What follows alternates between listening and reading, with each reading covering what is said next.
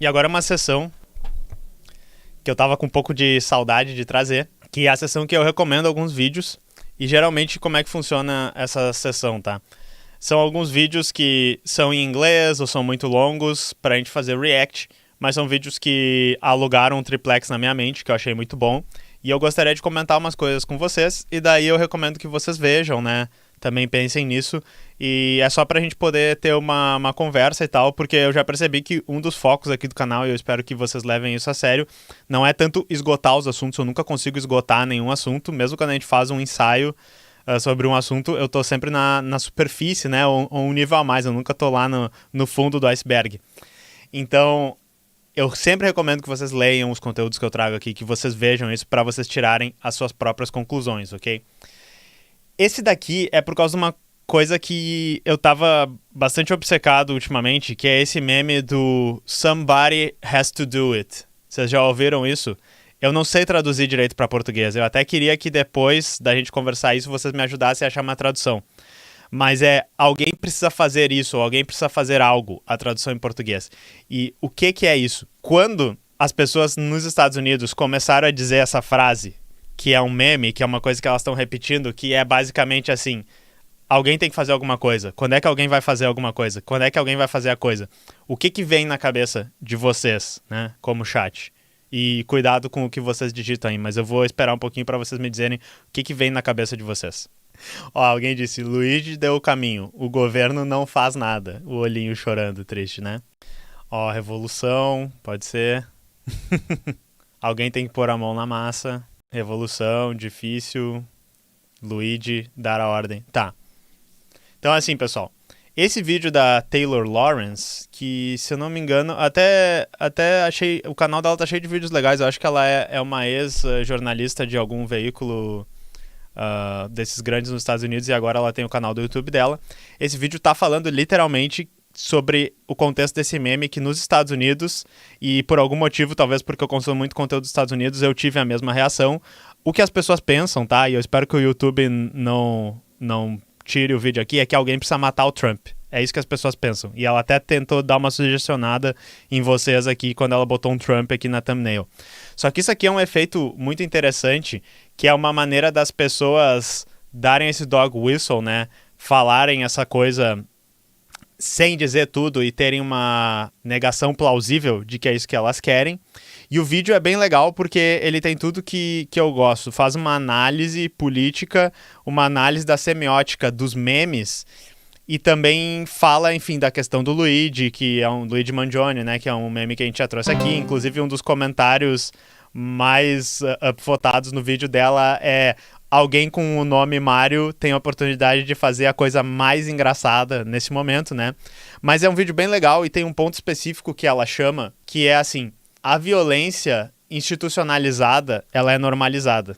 A violência da polícia nas comunidades mais pobres, aqui no Brasil, né? A violência da polícia na favela, na quebrada, nas vilas, essa violência é normalizada. A violência das pessoas morrendo de fome, a violência do massacre da Palestina por Israel, essa violência ela é normalizada, ela é um ruído de fundo. A violência do Luigi Mangione assassinando um CEO que ele mesmo tinha indiretamente assassinado várias pessoas com as políticas do plano de saúde, essa violência ela não é legal. E esse fenômeno aqui que ela tá falando das pessoas criarem esse meme, que é basicamente dizer, né, alguém tem que fazer essa violência aqui porque eu não tô mais tancando a realidade, é um reflexo da falta de perspectiva que as pessoas nos Estados Unidos estão sentindo. E outra coisa muito legal que ela fala, ela tem toda uma tangente no vídeo falando sobre isso, é como o período da pandemia foi um período onde todas as expectativas sociais foram subvertidas de uma maneira que a gente não esperava. Eu sempre penso nisso também, mas ela fez uma tese muito boa, que é basicamente, de uma hora para outra, o dinheiro que parecia que não existia nos Estados Unidos para pagar por um auxílio para as pessoas, para fazer programas governamentais para ajudar a vida das pessoas, esse dinheiro apareceu. O congelamento dos aluguéis, né, do preço dos aluguéis lá, foi inevitável, as pessoas fizeram isso. As pessoas começaram, mesmo que tivesse muito egoísmo e, né, muito pânico e tal, as pessoas começaram a ajudar umas às outras e cooperar e agir de maneiras que a gente não esperava que a gente conseguiria fazer. E isso tudo foi um período muito estranho para a história dos Estados Unidos. Foi um período que, se tu pensar na mentalidade neoliberal que começa lá no Reagan, nos Estados Unidos, eles nunca imaginaram que um presidente republicano, que era o Trump, ele faria esse tipo de coisa ali.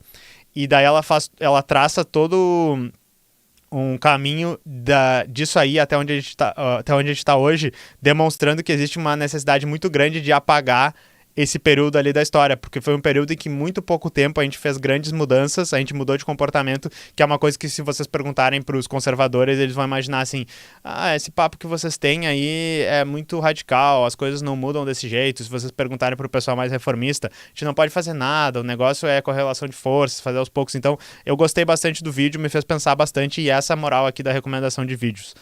Dizer uma coisa que alugou um triplex na minha cabeça, e eu fiquei pensando muito sobre isso, e enfim, tá em inglês o vídeo, vocês vão ter que, talvez tenha dublagem ou legenda, mas eu recomendo vocês verem, tá? E daí, eu trouxe 2 vídeos aqui específicos. Esse aqui foi uma pessoa que me mandou o link e eu achei muito bom, que é sobre essa empresa que a gente já falou aqui algumas vezes, que é a Palantir, ok? E a Palantir, para quem não tá ligado, eles são uma startup do Vale do Silício, né? Hoje eu acho que eles já são um unicórnio, eles já devem estar ganhando grana pra caralho, já quebraram o limiar ali de $1 bilhão de valoração. Mas eles contam a história da Palantir e o início, que é basicamente, né, Peter Thiel, que é esse vampiro desgraçado, um dos investidores do PayPal, um dos investidores do Facebook, um bilionário que tem muita grana, um cara que financia diversos projetos de extrema-direita pelo mundo. Ele criou essa empresa baseado em um subprojeto que eles tinham dentro do PayPal, que eles começaram a fazer análise dos dados e análise de tráfego para meio que tentar descobrir padrões de transações e tal que indicavam fraude. Porque, enfim, eles são uma empresa de transferência de dinheiro, né, de pagamentos e tal, então eles economizavam muita grana se eles conseguirem impedir as pessoas de não aplicar golpes, de não realizar fraudes dentro da plataforma ali. E daí, lá desde o início, eles começaram a desenvolver esses projetos de Big Data, né, de análise de dados para anotar esses padrões. E daí, eventualmente, ele chegou e percebeu, junto com um cara que hoje é o CEO da Palantir, que é o Alex Karp, que é um cara que tem o cabelinho todo desengonçado, assim, mas é um cidadão lixo, assim, uma pessoa horrível, tá? Se vocês verem as coisas que eles falam. Ele, junto com esse cara e um outro pessoal, percebeu que isso poderia ser um nicho muito bom para eles venderem análise de dados para empresas, como uma empresa de guerra, né? Como uma empresa de vigilância baseada em aplicações militares. E no Vale do Silício, a cultura meio hipster, meio relaxada e tal, meio de pacífica, entre aspas, não fechava muito com isso aí. Vocês podem até ver o nosso ensaio sobre ideologia californiana, onde a gente explica como tu consegue ter uma cultura meio hippie, meio socialista, entre aspas, no modelo que os Estados Unidos entendem o que é socialismo, misturado com uma coisa ultraliberal, misturado com uma coisa ultracapitalista. Esse é o Vale do Silício.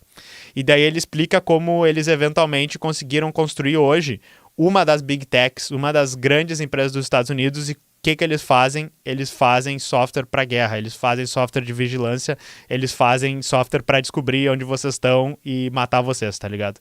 E o vídeo, obviamente, é bem crítico a isso, e ele explica super bem, do canal Moon. Eu não conhecia, mas recomendo para vocês. E outro vídeo sobre a Palantir, esse canal aqui, volta e meia, se chama Good Work. Volta e meia aparece um vídeo dele e eu acho bem engraçado, porque na real, isso aqui é um modelo meio aqueles programas dos Estados Unidos, assim, de comédia, porque é um cara que ele faz um repórter meio burrinho, assim, e daí ele entrevista as pessoas de verdade, ele vai na rua e tal, sempre fala sobre um assunto sério, mas é um negócio meio de comédia, tá ligado? Parece a Philomena Kunk, que ela faz isso no Reino Unido, só que a Philomena Kunk é só piadinha, sabe? É bem engraçado ela perguntando sobre a Soviet Union, né, pro historiador e tal, mas não é isso. Mas eu recomendo esse vídeo do Good Work também, porque é engraçado e também explica bastante sobre a Palantir. E enfim, a gente já explicou, a gente já trouxe várias notícias sobre essa empresa, que hoje eles têm sido um braço do governo Trump e do que eles chamam de Deep State muito forte. Eles são basicamente usar tecnologia da informação para tentar melhorar o aparato repressivo, o aparato de guerra dos Estados Unidos. Então hoje eles têm já projetos em cooperação com a ICE, que deporta os imigrantes lá nos Estados Unidos. Eles têm projetos em cooperação com o Exército dos Estados Unidos, todo esse tipo de coisa. Estão construindo, né, supostamente bancos de dados para catalogar pessoas nos Estados Unidos, bancos de dados para catalogar pessoas autistas nos Estados Unidos. Foi uma notícia que eu não trouxe aqui, mas é extremamente preocupante esse tipo de catalogação, porque quando as empresas começam a catalogar grandes volumes de pessoas, isso parece muito o que a IBM fez durante, né, 1930 e poucos até 1945, né? Nós temos também um vídeo aqui no canal sobre o que a IBM fez em parceria com o governo alemão até meados de 1945. Ok? Então é muito, muito sério. Vocês deveriam saber quem é a Palantir, e se alguém que está assistindo esse vídeo trabalha na Palantir ou conhece alguém que trabalha na Palantir, você tem a oportunidade de fazer algo muito legal. Você tem a oportunidade de fazer um grande trabalho para a humanidade. De repente, sei lá, você sabe, né? Fazer a coisa. Aí, beleza?